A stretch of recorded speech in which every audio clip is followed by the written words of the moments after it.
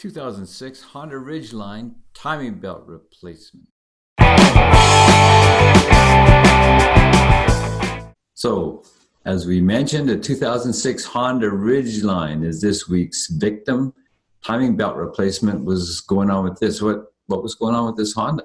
So the vehicle came to our shop for a routine timing belt replacement. It had about, I believe, 180,000 kilometers.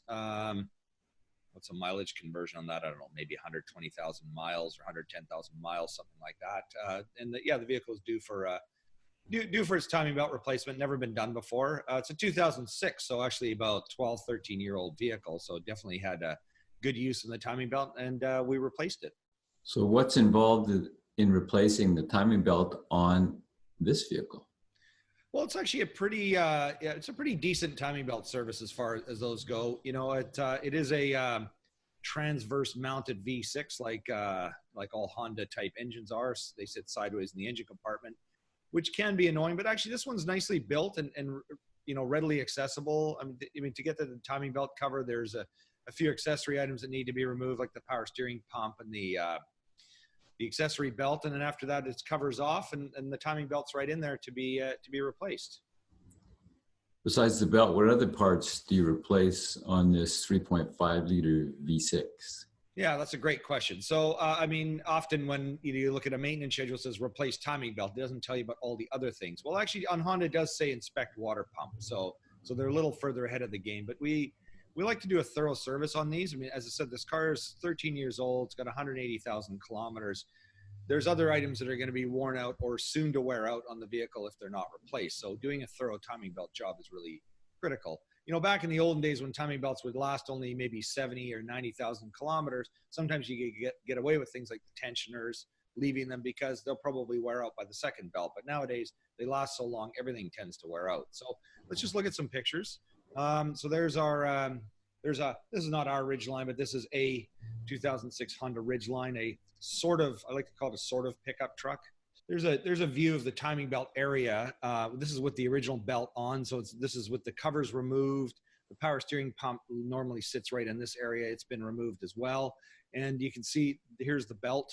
That's the crankshaft pulley, idler pulley, and the belt. I'm just kind of rooting it around with the mouse here, goes past the tensioner and down back to the crankshaft.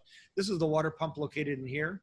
So this pulley, again, these pulleys are all driven by the water pump, by the timing belt, and we replace all of them because, they're all of the same age. They're all worn the same amount. And while there was nothing actually really wrong with any of them at the moment, who knows when, any of these parts is going to fail. And if they do, it's going to take the belt out with it and kind of defeats the whole purpose of replacing the timing belt. In addition, behind the timing belt, there are oil seals. There's an oil seal behind each camshaft pulley. So we remove the pulleys and we replace these seals, and the crankshaft pulley comes off and we replace the seal back there. Again, these seals get hard with age. They start to leak. On this car, actually, they weren't leaking yet, but the seals were starting to get pretty hard. So leakage is not far down the road. And it's not a lot of extra work while you have everything apart.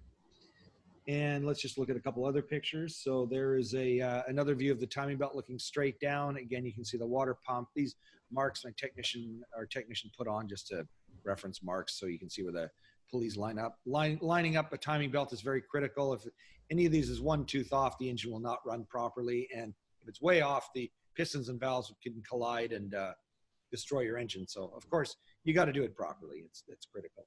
Now, here's a good overview of all the parts we replaced. So these are all the old pieces. So there's the timing belt.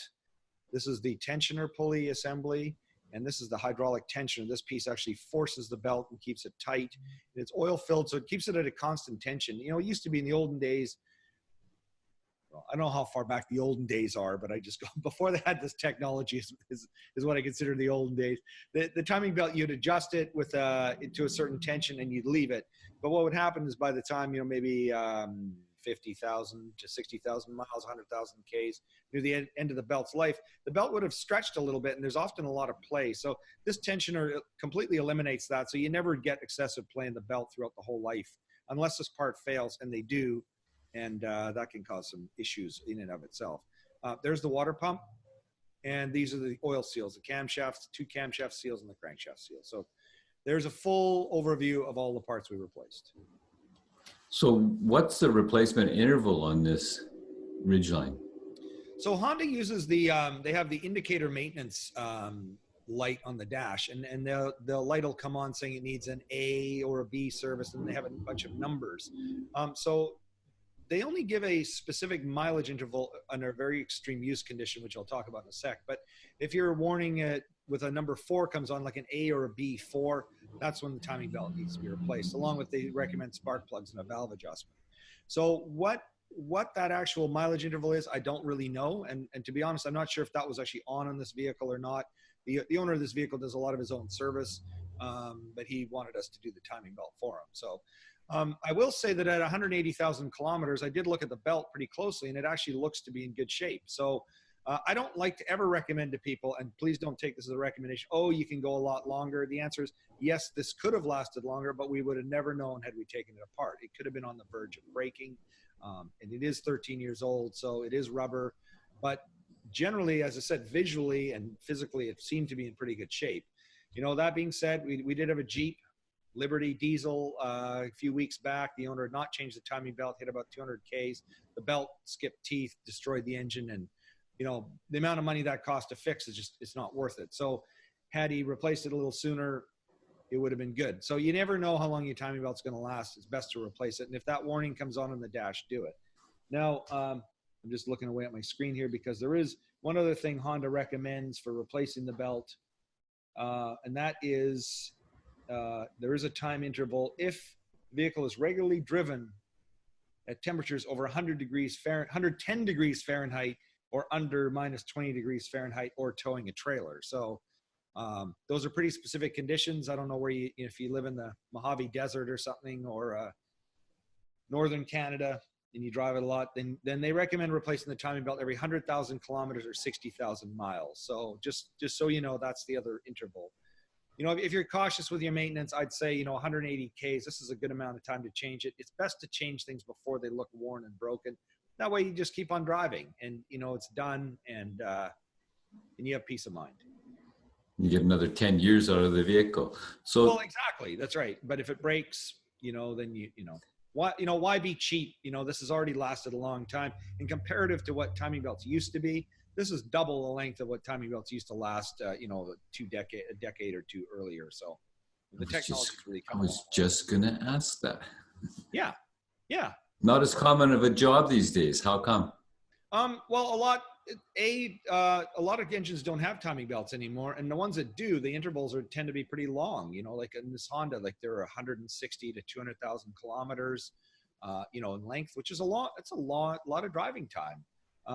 It's many years worth of driving time. But also, a lot of manufacturers have got away from using timing belts. They've gone to timing chains. Chains don't have a set interval replacement. But one thing I will tell you is, if you have a vehicle with a timing chain, change your oil regularly, change it more frequently, because good, clean oil is critical for timing chains. You cannot mess around. I mean, with a timing belt, you've got a whole mechanism that's not lubricated, and it doesn't matter, you know, quite so. You've got a bunch of other components that that aren't affected by your oil change, but timing chains are highly critical for oil changes. So just bear that in mind. We're kind of drifting off the topic of timing belts, but as I say, a lot of manufacturers have gone to using chains. They're really more durable. They're meant, if you take care of it, to last the life of the engine. But some do fail, and when they do, they cost a lot more money than a timing belt to fix.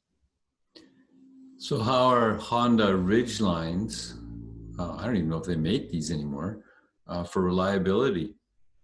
I'm not sure if they make them either. I mean, so the Ridgeline is similar. I mean, the engine in this is similar to a Honda Pilot, Accord, you know, V6 model, Odyssey. They use it in a lot of engines. But anyways, the overall vehicle, excellent reliability. You know, I mean, to me, Honda, Toyota, they're kind of like number one in my books. Not perfect vehicles. Stuff does go wrong. But, you know, they tend to be, you know, much more durable than most. And yeah, I highly recommend this vehicle. You know, the owner of this vehicle, he bought it brand new. I mean, he's done very little on it, you know, which is pretty amazing for a 13-year-old vehicle. You know, can't say that. You know, we talk a lot about Range Rovers and certain Mercedes and, you know, quote, nicer cars, you know, and, you know, the amount of stuff that goes wrong with those in a period of like 12 to 13 years can be quadruple what you get on a Honda or Toyota. So something to keep in mind. You can reach them at 604-327-7112 to book your appointment. If you're in Vancouver, and of course, if you're somewhere else, we love you watching our videos. You can check out the website, pawlikautomotive.com, as we get a lot of visitors from the United States and around the world. As well on YouTube, there's hundreds of videos on Pawlik Auto Repair channel. And of course, thank you for listening to the podcast, and thank you, Bernie. Thank you, Mark, and thank you for watching and listening.